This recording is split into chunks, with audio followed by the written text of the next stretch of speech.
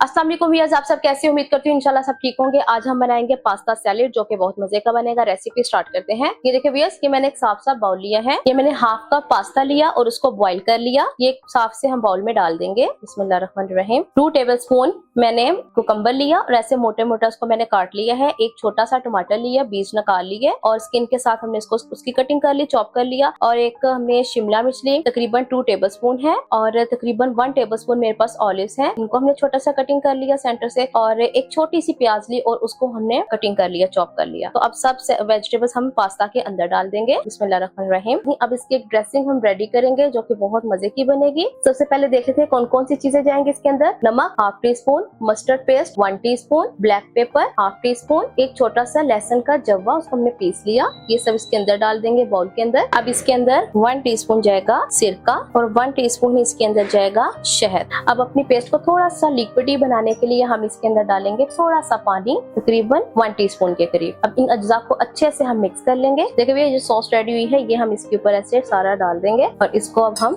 Mix कर लेंगे। आप चाहें तो इसके ऊपर थोड़ा सा ऑलिव ऑयल भी डाल सकते हैं, ये ऑप्शनल है। देखिए भैया इसके अंदर नमक मिर्च अपने टेस्ट के अकॉर्डिंग आप डाल सकते हैं। देखिए भैया हमारा पास्ता सैलेड बनके रेडी हो गया है। इसके अलावा मैंने बहुत से सैलेड्स बनाए हैं, वो भी आप जरूर ट्राई करना। तो आप इसको अपनी पार्टीज में एज अ सैलेड के तौर पे भी रख सकते हैं जो कि मेहमानों को बहुत मजे का लगेगा और उनको घर में भी यूज कर सकते हैं। क्योंकि हमारा कभी दिल करता है कि कभी हम हैवी चीज ना खाएं, तो ये पूरा हेल्दी मील है। तो आप मुझे कमेंट बॉक्स में बताना आपकी रेसिपी कैसी लगी। इंशाल्लाह मैं नई रेसिपी आपके सामने हाजिर होंगी। अल्लाह हाफिज।